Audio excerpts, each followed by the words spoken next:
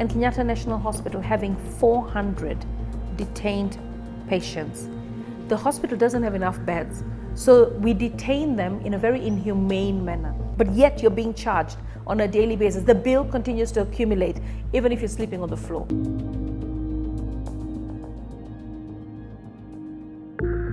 Health is wealth, they say.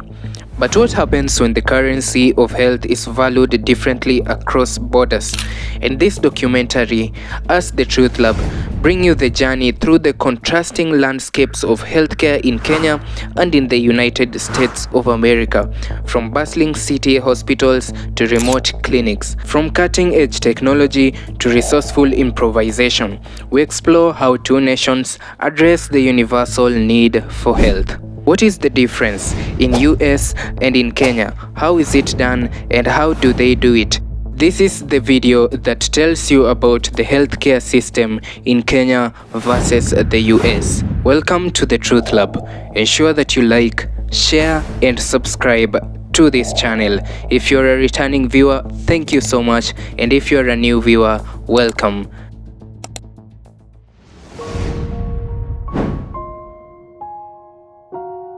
In Kenya, doctors often wear multiple hats. A general practitioner in a rural clinic might handle everything from childbirth to treating malaria. Their training is comprehensive, but resources are limited.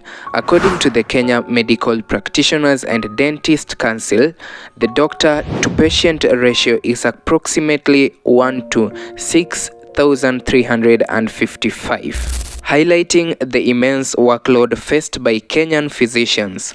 In contrast, in US, doctors typically specialize. A cardiologist focuses solely on heart-related issues, while a dermatologist handles skin conditions. This specialization allows for in-depth expertise, but can sometimes lead to fragmented care.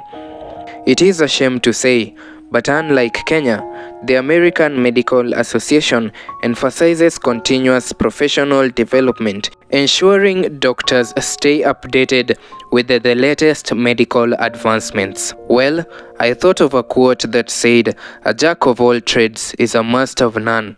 But in Kenya, versatility is a necessity and not a choice.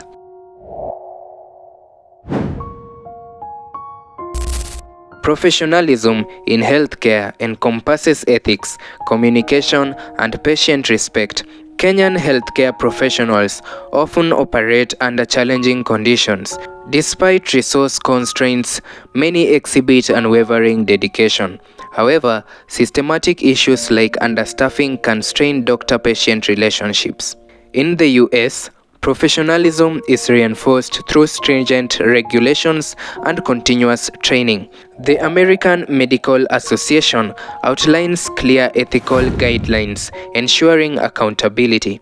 However, the high-pressure environment can sometimes lead to burnout, affecting patient interactions.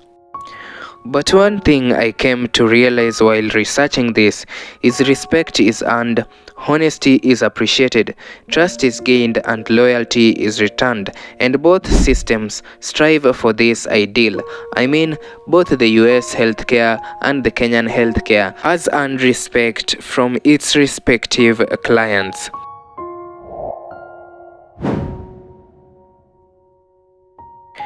In Kenyan hospitals, equipment shortages are common.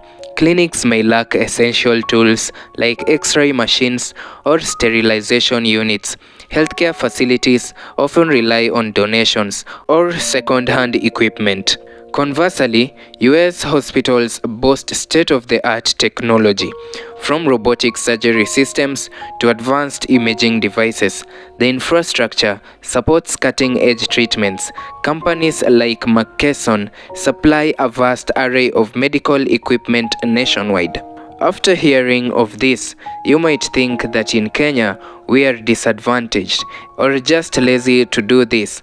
A poor workman might blame his tools, but in Kenya, the lack of tools is a genuine hurdle.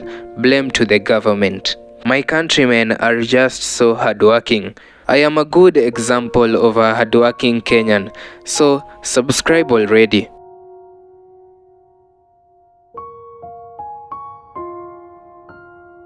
In Kenya, patients often travel long distances to access healthcare. Waiting times can be extensive, and the cost of treatment, even in public hospitals, can be prohibitive. A certain study highlighted that patients frequently spend significant time waiting for care, impacting satisfaction and access. In the US, while facilities are more accessible, the complexity of insurance systems can be daunting. Patients navigate networks, copays, and deductibles, sometimes leading to delayed care. However, efforts are currently ongoing to enhance patient experience through technology and patient-centered approaches. The customer is always said to be right, but in healthcare, the patient's needs should always be paramount.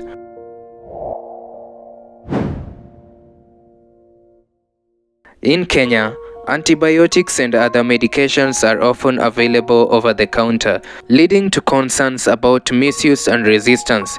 Regulations exist, but enforcement is always inconsistent. The US maintains strict control over prescription medications.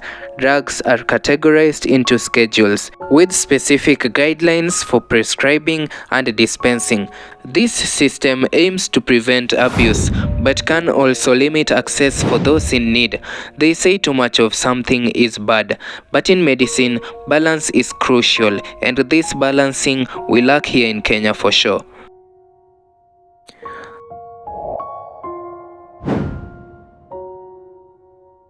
And when it comes to the ailments we face, Kenya grapples with infectious diseases like malaria, HIV and AIDS, and tuberculosis. Efforts to combat these are ongoing, with support from international donors. In the US, according to my research, chronic conditions such as heart diseases, diabetes, and obesity are prevalent. Lifestyle factors and an aging population contribute to these health challenges. And both countries are really trying so hard to deal with its problems and its diseases as per its standards and its expectations.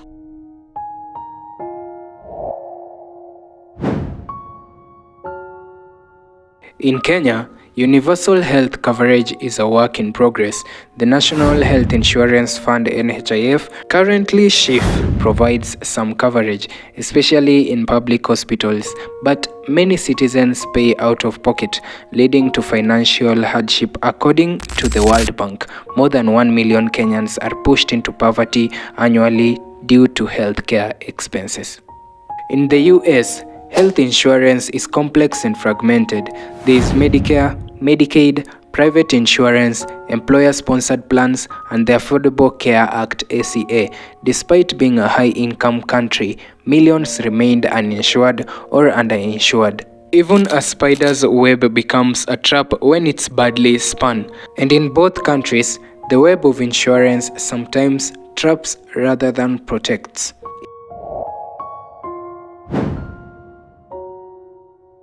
In Kenya, ambulance services are scarce, especially in rural areas.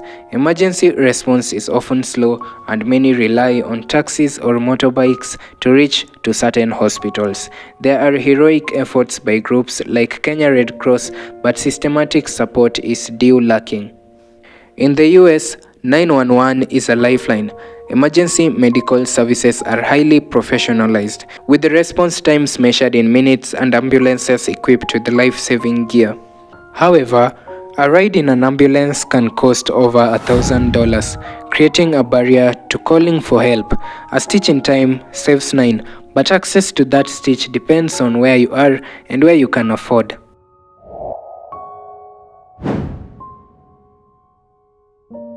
And in Kenya, paper records are still common, leading to issues with patient tracking and follow-up. Efforts to digitize records exist, especially in urban hospitals, but progress is slow and uneven. The US uses electronic health records widely. Patients can access their own data through portals, and systems are integrated to allow data sharing between providers, although interoperability remains a challenge. We all know that knowledge is power, and in the US, patients often have more access to their health information than the patients in Kenya.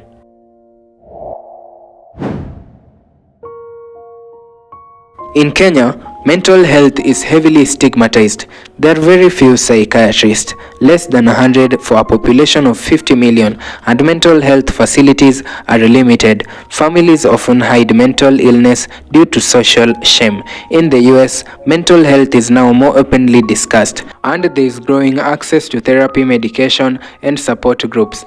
However, mental health care is still expensive and unequally distributed. The mind is always everything. What you think, you become. Many still suffer in silence despite these.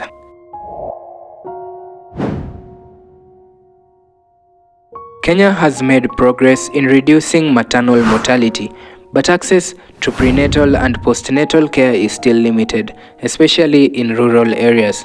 Traditional birth attendants are still common, and healthcare during delivery can be very inconsistent.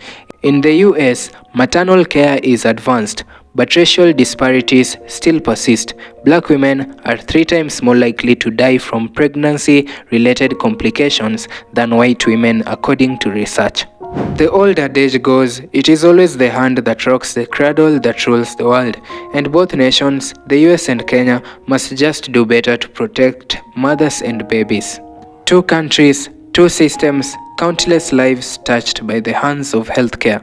While the challenges differ, the goal remains the same: to heal, to comfort, and to care. Health is not valued till sickness comes, but through understanding and collaboration, we can bridge the gaps and build a healthier world for all. This has been the Truth Lab. Ensure that you like, share, and subscribe, and then see you next time for my next video.